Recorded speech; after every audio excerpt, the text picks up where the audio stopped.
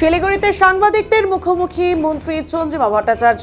শুক্রবার দুদিনের উত্তরবঙ্গ সফরে আসলেন মন্ত্রী চন্দ্রিমা ভট্টাচার্য। এদিন বাগডোগরা বিমানবন্দর থেকে শিলিগুড়ির পূর্ত দপ্তরের বাংলোতে পৌঁছন তিনি। তারপর দার্জিলিং জেলা মহিলা তৃণমূল কংগ্রেসের টাউন ব্লকের নেতৃত্বদের সাথে বৈঠক করেন। শনিবার ইসলামপুরের দলীয় সভায় যোগ দেবেন। রবিবার আরএসএস প্রধান মোহন ভগবতের সঙ্গে রয়েছে কলকাতার স্পোর্টস অথরিটি ইন্ডিয়ার ময়দানে।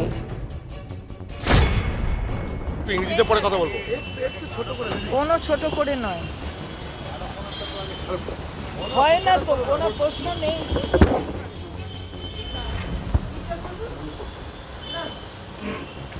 পরে আরএসএস হাইকোর্টের দ্বারস্থ হলে শর্ত সাপেক্ষে সভার অনুমতি দেয় আদালত। আর এই বিষয়ে চন্দ্রিমা ভট্টাচার্য তিনি জানান, রবিবার কি পরীক্ষার আওতার বাইরে সেটা আমি জানি না, সেটা আদালত যা বিবেচনা করেছে তাই দিয়েছে, তবে এসবে কিছু হবে না।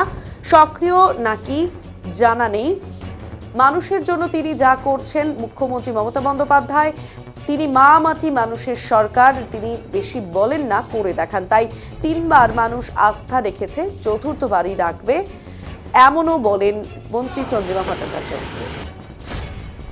সে কিছুতে কিছু হবে না, সক্রিয় না কি তা জানি না, এই দিয়ে কিছু হবে না। মাননীয় মুখ্যমন্ত্রী মানুষের জন্য যা এখানে করেছেন, মুখে মামাটি মানুষের সরকার বলেন না, কাজে করে দেখিয়েছেন।